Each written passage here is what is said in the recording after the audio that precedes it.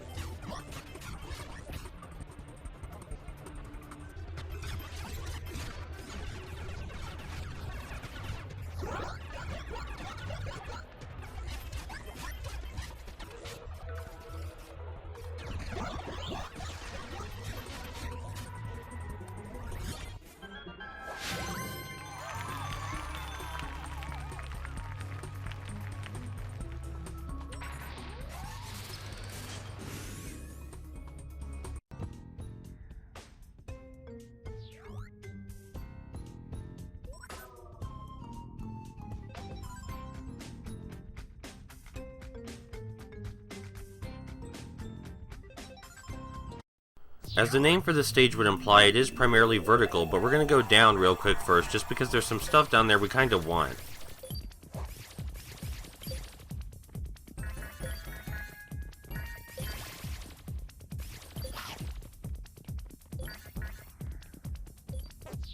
So you can exit the flight trajectory of any of these bounce pads at any time. It's never really useful, but it made for a quick shortcut here. You can see what I said way earlier about being higher in the air, creating a much bigger shockwave. The level design here reminds me a lot of a level in the original Ghostly Adventures game. I think that level was more creative in its design, but I like this one more because it moves faster.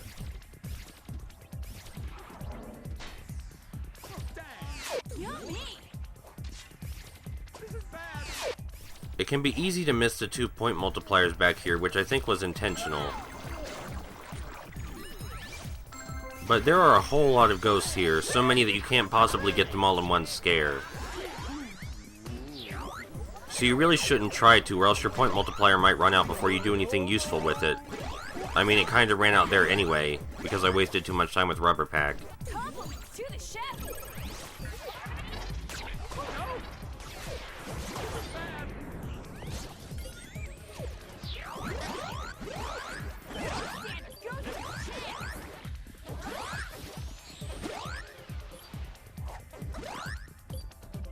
There's going to be plenty more opportunity for points, though. These platforms just flicker alternatively. They're like the platforms that switch on and off when we jump, except they do that on their own. Hi, silly! Pat! Apex must have your parents in that robot of his. Find the robot and you'll find Apex. In the original Ghostly Adventures game, this butt slam thing that Rubber Pack does, it killed ghosts on contact, but it also left you way more vulnerable. I think I prefer this one. You're much less likely to get hit while you use it.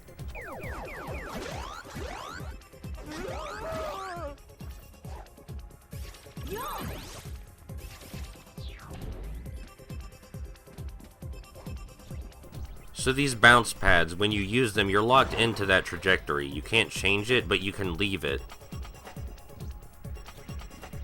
But it makes you go at its own pace.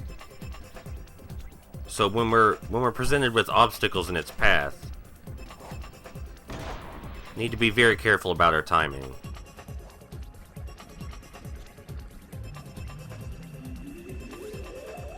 I like when games find uses for even the most mundane of their mechanics. Like, this game didn't have to find a creative use for its bounce pads, really.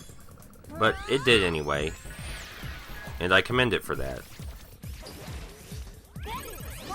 A couple times in the game there will be ghosts hiding in these little bins. I recommend getting them out just so you can get a higher score from chomping them.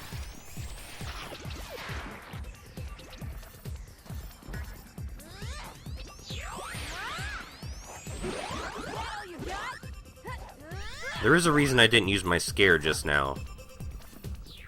Here's another exploration of the bounce pad's relatively simple mechanics. We have to stop right here. Because if we don't, the bounce pad will send us over this platform, and we won't get the collectible.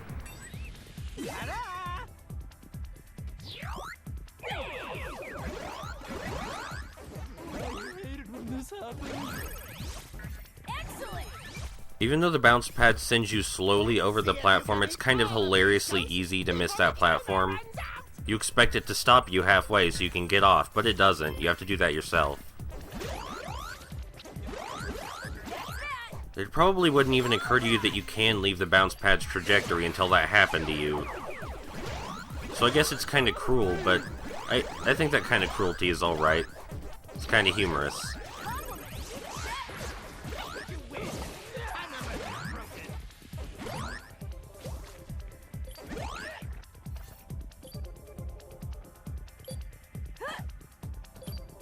I wish these flickering platforms were used in more interesting... Oh wait, they are. Hold on. I just remembered. Never mind.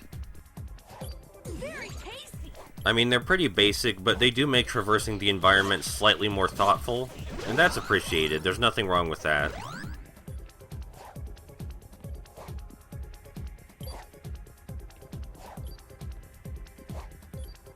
It also really adds to the aesthetic of the space levels.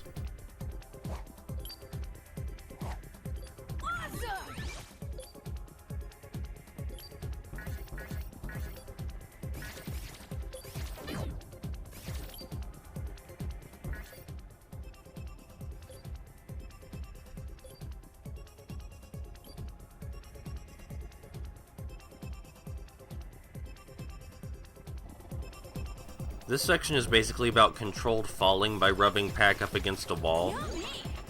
He does fall slowly at first, but his speed increases the longer he falls. So you need to be careful.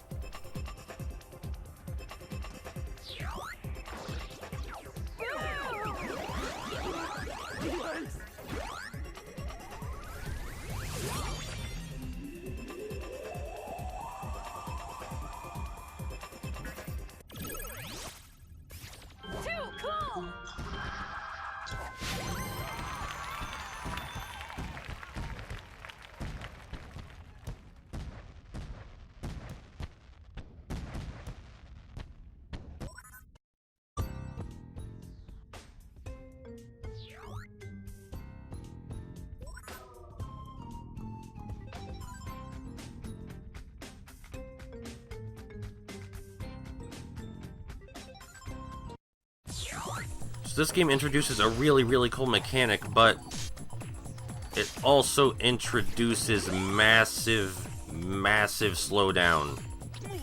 And this is not me. It is not a problem with the downloadable version of the game. This was an issue in every retail release. But here's the neat mechanic.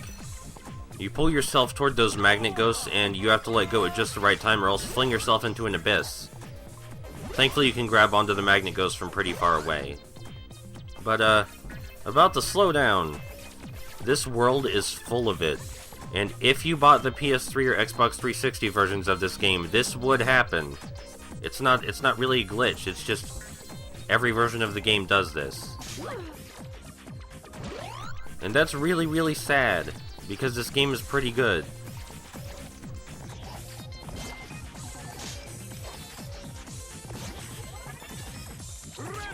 This level also introduces ghosts with shields. You have to wait until they charge at you before you can bite them. And you have to bite them from behind, obviously. If you try and bite them from behind before they charge at you, they'll just rotate. So you end up ramming into their shield and hurting yourself.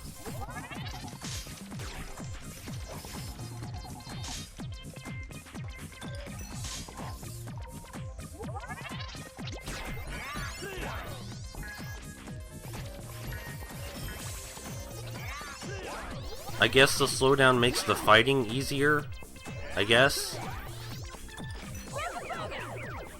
I'm just really sad because this game is so pretty and polished, aside from this enormous issue that is part of every retail version of the game. How does that even happen?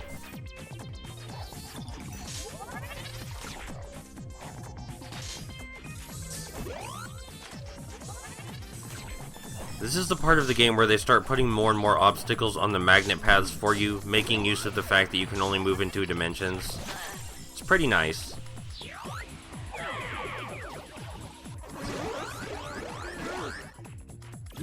It would be possible to use the magnet power-up there too, but then you risk accidentally latching onto this ghost when you just want to suck up all the ones you scared.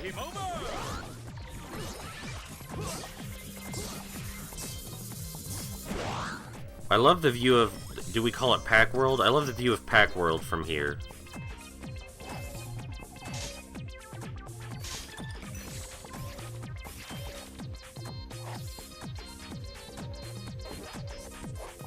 Look at how awesome this hallway is. This is a really awesome hallway right here. What's new, Spiral? Guess you're still trying to find Apex. Who knew space was such a dangerous place, huh, Baxter? I don't recall you getting on the lemon rocket with us, Spiral. What are you doing here? Run him down. The magnet power-up actually shoves away ghosts with shields instead of sucking them up, which I think is a cute touch.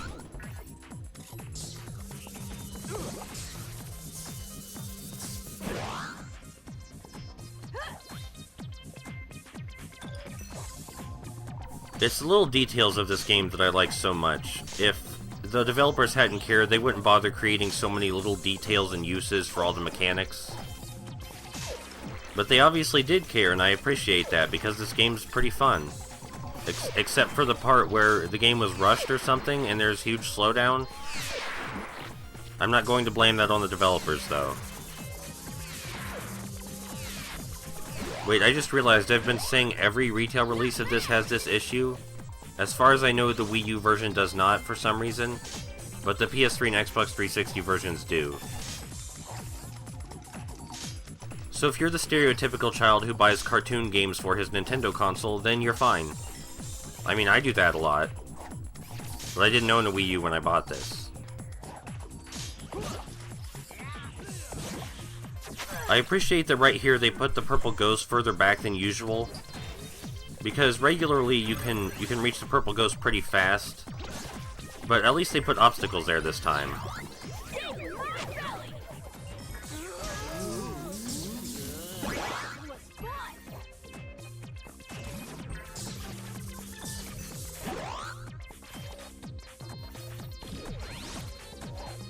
And of course there are going to be hazards in between magnet ghosts, but you can usually just fly right over the hazards, because you get some sick air with those things.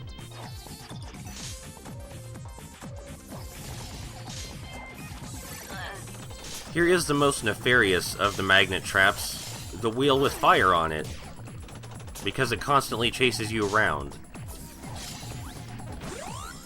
So you have to get on and get off as quickly as possible.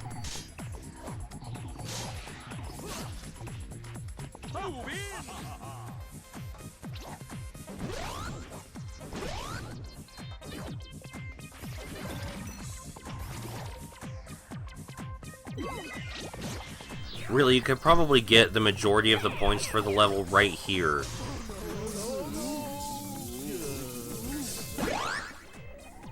That was a lot of ghosts.